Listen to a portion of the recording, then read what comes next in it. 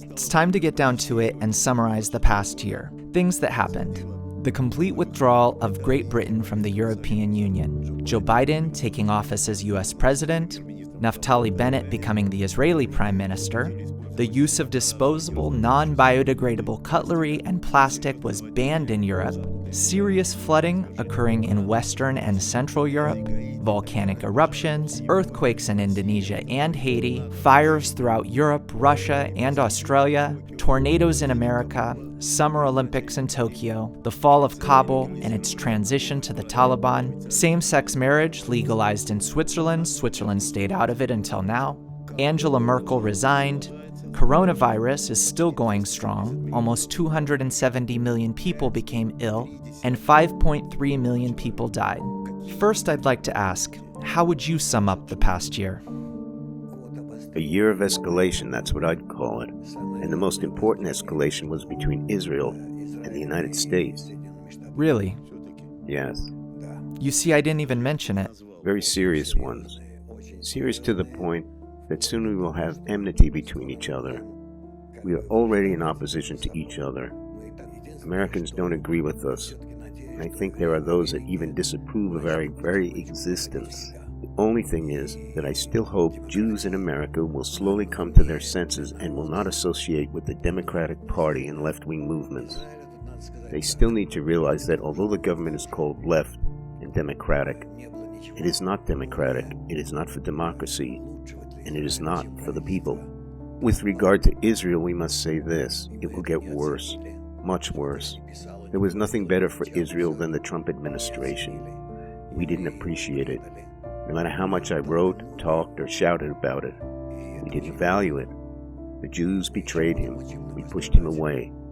It was very painful, and we are yet to suffer a lot from this. It will take a long time for the Jews to learn from this, but the lessons will be very serious, long-term, and I'm afraid to say bloody. So tell me, please, why did you determine this to be the main takeaway of the past year? There is no other takeaway. No other takeaway even? Because it is directly tied to the goal of development of the world. Let me clarify. Were you thinking of yourself, of Israel, of us? No. I was thinking about the implementation of the program of creation in our time and the way it will unfold. And unfortunately, we are turning this whole path from a kind, brief one into a bloody one that will eventually be tragic, long, and painful, especially for us, but actually as a consequence for the whole world. You just said path. Then explain, please, why these two countries, or even one, seem to be at the center of the world.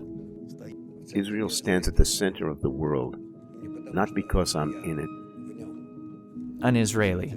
True, and this is so for objective reasons. We have seen this throughout history. In fact, most people agree with this. Those who see the situation in view of the whole history through the lens of time and events, it was all arranged this way. Therefore, we are in the center of events, and our task is to lead the world to unity, to unification, by showing an example, pulling them along. That is, through ourselves, through our unity? Yeah, but we don't do that. And therefore, naturally, it is our fault that the state of the world is what it is. So we will have to correct it, perhaps in very, very unpleasant ways. This is called the path of suffering. So there will be no unification. There will be lengthy divisions, long-term problems, conflicts, wars, misunderstandings. But in the end, we decide it all. And when we, the Jews, do not advance the right way along the path of unification, then of course it's bad. Is such a formula valid? If it's bad for us, it's bad for the world? The world will not be better off. The world will suffer as we do, only in a different way. If they expel us, destroy us, force us to vacate our territories and so on, then the world will eventually also be covered in wounds and bleeding. It will be like a hunted animal. And what can you do? We are to blame for this. I wrote about it, talked about it, and as a result, we are coming to this now. So tell me, please, as you're saying this now, is it more important that Jews hear you or all the nations of the world? What would you prefer? Obviously, it will be great for the nations of the world to hear me, but the most important is the Jews, because everything stems from them. At any moment, if they change and understand that they are the central point, and the state of the whole world depends on their state, if they unite with each other, then the world will begin to unite. Say, prevent war. No one will help us. The Americans are already openly declaring they are not going to help us. They don't even want to supply us with tanker planes, meaning we won't even be able to attack. We cannot attack Iran. Its nuclear facilities, which they openly state, are there specifically for us. They are open about it. True, they don't hide it. They don't hide it. And the Americans do not hide that they're stopping all help to us. There's nothing left for us to do. What are we going to sit here and wait for the nuclear bombs to fall? This is quite likely. This is what we have brought upon ourselves, both physically and spiritually. We do not seek connection. We do not seek solidarity. We do not strive for solidarity among ourselves. We are an example of such mutual rejection and the likes of which do not exist in any nation. No nation in the world can show an example of such division or stratification like we do. That is, we are particularly repeating all the same Jewish wars that were waged throughout history among the Jews themselves. When the temples were destroyed, right? It's the same now. If possible, what is your conclusion from all that has been said? Conclusion? Beware, Jews. This is your conclusion? This is the conclusion. Just this. And this is why I am very pessimistic about the future. Everyone in the world is becoming more and more convinced that Israel and the Jews constitute a problem. A malignant tumor on the body of the world. Well, here you're not suggesting we remove the tumor. You're suggesting we cure it. I don't know how to cure it. I think that people, the nations of the world, the countries, will arrive at the same thought again. Why did we create this Israel? Why does it even exist? It's just a thorn in our flesh. Well, this thought could arise. Let's say it already has. What happens next should not be to destroy. So there will be such actions that we will be expelled from all international clubs and organizations. Judged in all international courts. Well, naturally, it's already happening. While we will supposedly reassure ourselves that this is not so, that it's all temporary and so on, just like the Jews did in Nazi Germany before they were all taken to concentration camps. But you yourself said that it is impossible to destroy this nation. So there will be a few people left. I'm being completely serious. If a large number of people can only be in such discord among themselves, then in order to lead them to some more or less logical, correct relations, there will be nothing left but to reduce their numbers. Let them feel how dependent they are on each other. Let's say that I hear you. Here I am, a Jew or a representative of other nations. Hear this. What are my actions? You're making a point here. These are not just words. Your actions will be dictated by what will happen to this nation. If I am a Jew, what are my actions? Drop everything and put all your efforts into collectivization. This needs to be clarified. Gather all the Jews, as many as possible, into one unified feeling, a consciousness that they are one single whole, and that they are obliged to get closer to each other, to overcome mutual hatred and reach a state virtually like love. All this is done so that, having united together, we can do our real work, not only in our own unification, but in the unification of the whole world. Then we must be a light to the nations of the world, and we will have to spread the methods of connecting, uniting all people in the world with each other.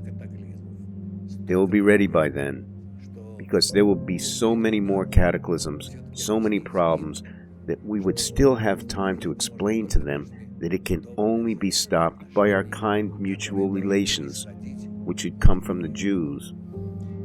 So you're not talking about the advantage of Jews here. About their duty to all mankind. But they don't feel it. Humanity feels it in its claims to all of the Jewish people, but the Jewish people themselves do not feel it. And that's the problem.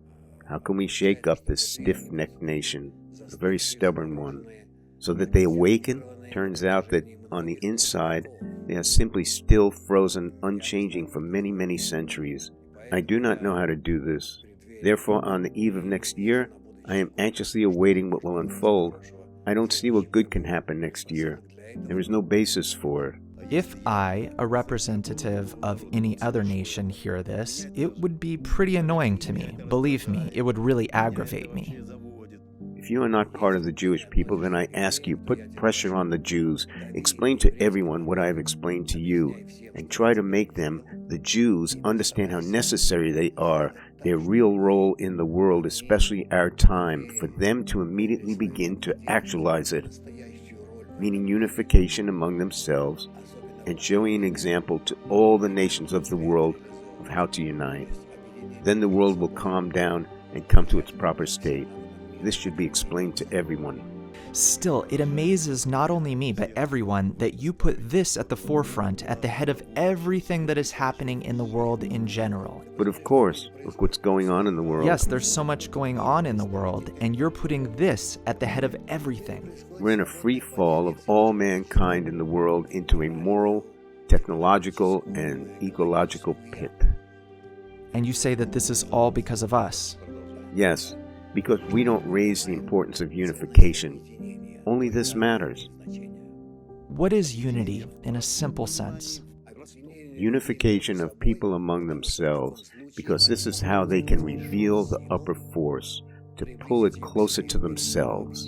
To the extent of our unification, we will bring the upper force closer to ourselves and thus reveal our existence in a certain new world. We will begin to see the forces that control us. This is very important. Then we understand where we live, what for, how to live, and so on. Therefore, when we begin to unite, we start to reveal the manifestation of the upper force between us. Does this revelation happen to every person? Absolutely everyone? It will happen to every person. It may be sooner or later, depending on their inner qualities. But it will happen to everyone. Well, then finally, your wishes. We are entering the new year. Your wishes, please. To be heard.